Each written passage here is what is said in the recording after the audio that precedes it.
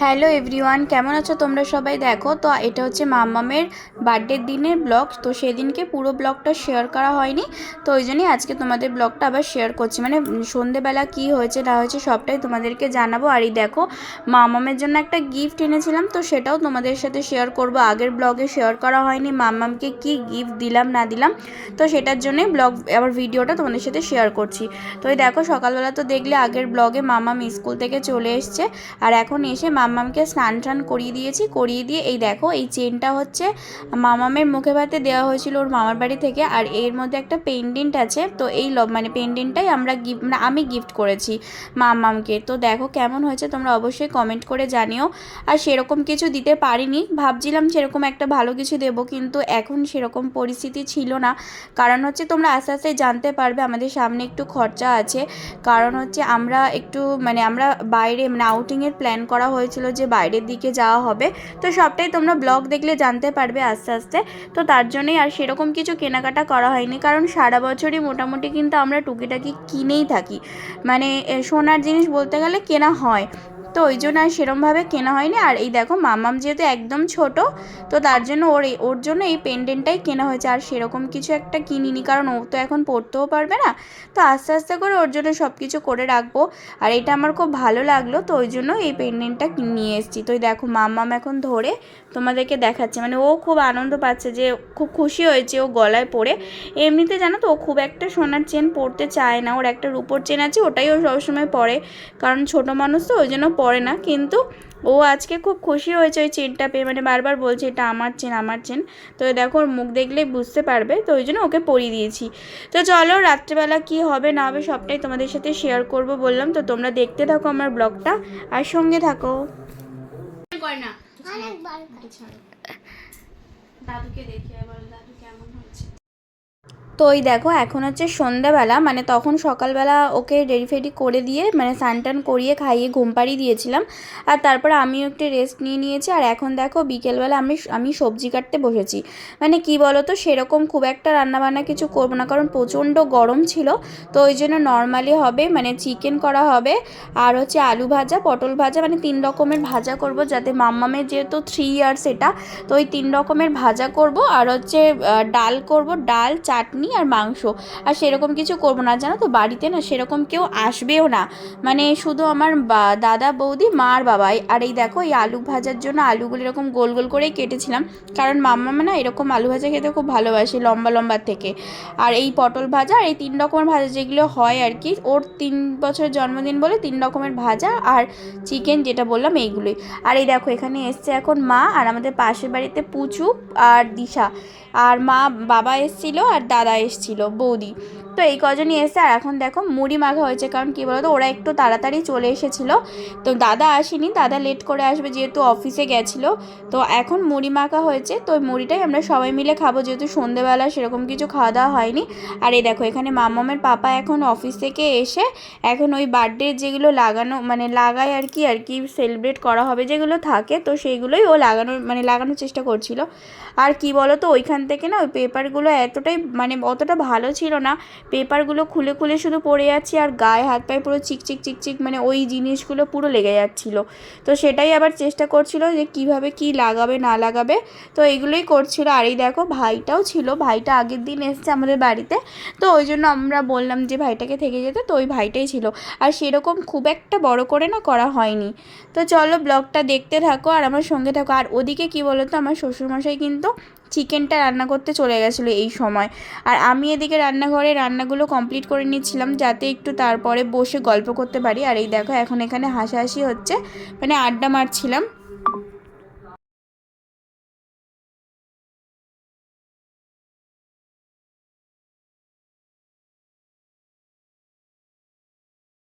তো এই দেখো এখন একটু মুড়ি টুড়ি খেয়ে তারপর আবার চলে এসেছি রান্নাঘরে। তো রান্নাঘরে মোটামুটি এখানে আলু ভাজা পটল ভাজা আর হচ্ছে মাছ ভাজা আর মানে চাটনি এইগুলোই হবে, ডাল এইগুলো গ্যাসে করে নেব। আর হচ্ছে মাংসটা সেটা ওটা বাইরে হবে, বাইরে হয়েও গেছিলো অলরেডি। তো দেখো তোমাদেরকে দেখিয়ে দিলাম পটল ভাজা মাছ ভাজাটা হবে, ডাল হয়েছে, আর হচ্ছে ওদিকে আলু ভাজাটা করছে। আর এই দেখো চাটনি আর চিকেনটাও কিন্তু করা হয়ে গেছিলো, মানে যেহেতু বাইরে করা হয়েছে, তো এই দেখো এটা উনুনে রান্না করা হয়েছিল, তো ওই জন্য ওইগুলো মোটামুটি রান্না করা হয়ে গেছিলো। তো এই দেখো এখন মামাম এখানে রেডি হয়ে চলে এসছে, কেক কাটা হবে, কারণ অনেকটা রাত হয়ে গেছিলো। কি বলো তো, মা বাবা ওরা তো বাড়ি চলে যাবে, প্রায় 9টা 9:30 মতন বেজে গেছিলো এইসব করতে গিয়েই। তো এখন দেখো এই যে মামাম চলেছে রেডি হয়ে, আর পাশাপাশি পাড়ার বাচ্চাগুলোকে ডাকা হয়েছিল। সেরকম বললাম না, কাউকে ডাকা হয়নি, বাট বাচ্চাগুলো এসেছিলো কেক যখন কাটা হবে তখন এসেছিলো।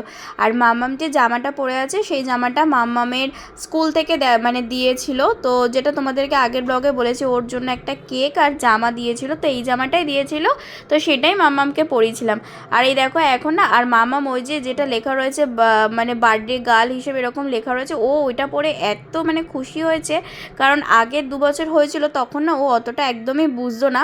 আর এই দেখো টুপিটা হাত দিয়েছে বলে কতটা রেগে গেছে, মানে আগে এরকম তো বুঝতো না, কিন্তু কি বলতো এখন কিন্তু একটু বড় হয়েছে, আর মোবাইলে এইসব দেখে দেখে না ও বুঝতে পারে যে বার্থডে হলে এরকমভাবে ছবি তুলতে হয়, ওরকমভাবে ছবি তুলতে হয়। তো দেখো কীরকমভাবে ও ছবি তুলছে, আর প্রচণ্ড পরিমাণে খুশি হয়েছিল। আর ওই দেখো পিছনের ওগুলোকে, যেটা আগে বললাম কেমন প্রচণ্ড অসুবিধা হচ্ছিলো বলে ওটাকে আর ঝোলানো হয়নি, পুরো গুড়িয়ে মুড়িয়ে একদম মানে রেখে দেওয়া হয়েছে, তোমরা দেখতেই পাচ্ছ। তো এই দেখো চলো কেকটা কাটা হোক, তোমরা দেখতে থাকো আমার ব্লগটা আর সঙ্গে থাকো। আর এই দেখো তার মধ্যে কিন্তু আমরা এখন অপেক্ষা করছি একজনের জন্য, মানে একটা পুচকে বাড়ি চলে গেছে, তো ওর জন্যই আমরা অপেক্ষা করছিলাম। আর তার মধ্যে পাখাটাকে বন্ধ করে দাঁড়িয়ে আছি, তো সবাই প্রচণ্ড গরমে মানে হাঁপাচ্ছে যে কখন আসবে, ওর জন্যই ওয়েট করে আছি। আর মাম্মাম ওদিকে দেখো না পাগল হয়ে যাচ্ছে, মানে কখন কেকটা কাটবে, তো তার জন্যই। দেরি করছে কেন? দাঁড়া একজন আসবে। এই তোলা হয়ে গেছে।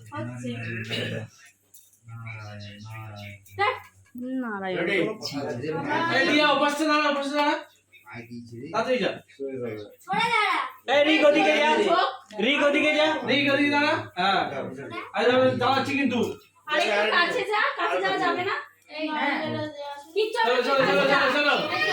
Happy birthday to you. Happy birthday to you. Happy birthday.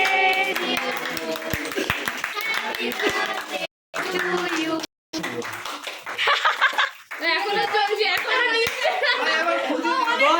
বল যত গলো ফুদে ফুদে ফুদে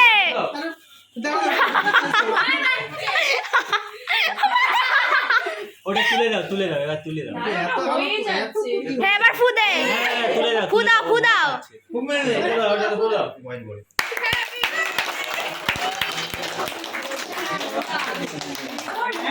কেক কাটো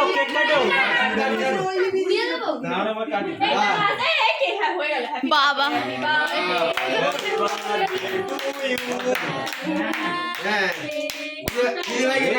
কেটে যাচ্ছে। হ্যাঁ ঠিক আছে দিদিভাই এটাও আগে সব জায়গা থেকে পড়ে যাবে পুরি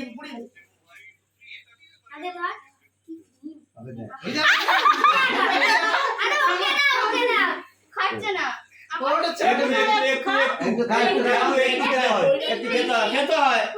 পড়ে যাবে না তো সে এটা খাবে লাল ক্রিমটা খাবে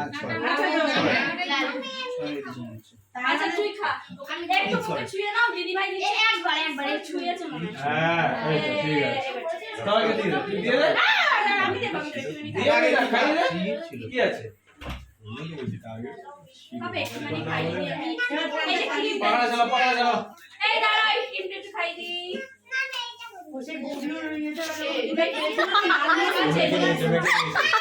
দেখো তোমরা তো দেখতেই পেলে মামাম মানে সব জানে, মোবাইল দেখে দেখে না কোথায় কি করতে হবে না করতে হবে সব বুঝে গেছে। আর এখন দেখো এই যে কান্নাকাটি করছে ওর হাতটা ধুয়ে দেওয়ার জন্য, মানে কি বলতো ও ক্রিমগুলোই শুধু খাবে, মানে কেকটা খাবে না, তো ওর কেকটা মানে ওকে খাইয়ে দেওয়া হয়েছিল তাই জন্য এরকম করছে। আর এই দেখো বৌদির পুরো চুল মাথা পুরো ক্রিমে ভরিয়ে দিয়েছে, মানে যে ভাইগুলো ছিল ওদের সাথে ও মানে একটু ক্রিম মাখাতে গেছে আর ওকে পুরো একদম ধরে ভালো করে ক্রিম মাখিয়ে দিয়েছে, তো সেটাই আবার ও দাদা মুছে দিচ্ছিল। আর এই দেখো সুমন হচ্ছে কেকগুলো মানে কেকটা কেটে দিচ্ছিল, কেক কি নেবে না নেবে, আর আমার মেয়ে পাগল হয়ে যাচ্ছে এই চকলেটগুলো খাওয়ার জন্য, দেখো না ও কীভাবে তাকিয়ে আছে, তো ওইগুলোই আগে ওর দরকার। ওই দেখো ওইগুলো মানে হাত ধুতে যাবে না, এদিকে হাত ধুয়ে দিতে হবে বায়না করছে, তার উপর আবার এইগুলো ওর চাই। তো যাই হোক চলো, এইসব কেক ফেক কাটার পরে আমার মা বাবারা যেহেতু অনেকটা দূরে চলে যাবে, তো তাই জন্য ওরা আবার বলছিল যে তাড়াতাড়ি করে কেকটা দিয়ে দেওয়ার জন্য, কারণ বাড়ি চলে যাবে, রাতে তো ওরা থাকবে না, বলা হয়েছিল কিন্তু ওরা রাতেই থাকবে না। তো দেখো ওই জন্য ওরা তাড়াতাড়ি করে কেকটা কেটে দিয়ে আবার ওরা খেতে বসে গেছিলো। অফিসে হাই করো।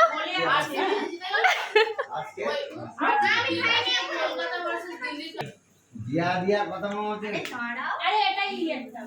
মিনিকে বড় করে দাও। ভালো লেগেছে? এই ভালো লেগেছে? দিদিকে দাও। একটু বেশি করে কিছু বলবি তুই? তুই মাখিয়ে ফেল না, মাখিয়ে সবাইকে একটু করে ক্রিমের একটা হ্যালো এভরিওয়ান, এটা আমার বনু বার্থডে কেক কাটছে। এটা কাটবি তো। কে কাটছে? বাটারস্কচ। আচ্ছা আমার উচ্চারণে ভুল হলে ক্ষমা করিয়ে দেবেন। হ্যাঁ কি? উচ্চারণে ভুল হলে ক্ষমা করিয়ে দেবেন। তুই নাকি কাটতে ভালো পারিস? হ্যাঁ, ওই জন্য কাটছিস? দেখুন না, আপনারা দেখুন না কেমন কাটছে, ঘষে ঘষে কাটবে। এই দেখি একবার দেখতে তো দাও। আমি কোথাও দিয়ে যাই চলে যাও।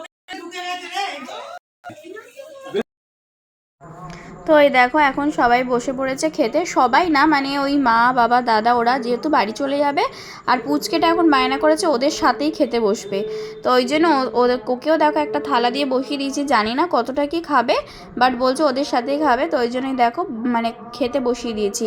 টেবিলে সবার তো হবে না, তো ওই জন্য কিছুজন টেবিলে বসেছে আর কিছুজন আবার নিচে বসেছে, মানে দাদা ভাই ওরাও খেতে বসে গেছিলো, ওদেরও প্রচণ্ড পরিমাণে খিদে পেয়ে গেছিলো, তো ওই জন্য ওরাও বলছিলো যে আমি নিচে বসবো, আর আমার দাদা যেহেতু টেবিলে বসতে পারে না, মানে ওর অতটা ভালো লাগে না, টেবিল থাকা সত্ত্বেও ও না একদম খেতে পারে না, তো নিচে বসে খেলে ওর বলে যে ওর খুব ভালো লাগে, তো সেই জন্য ও আবার বলছে আমি টেবিলে বসবো না, আমি নিচে বসবো। তো দেখো ওরা সবাই মিলে নিচে বসে খেতে বসেছে, আর এদিকে ওপরে মানে টেবিলে ওদেরকে খেতে দেওয়া হয়েছে।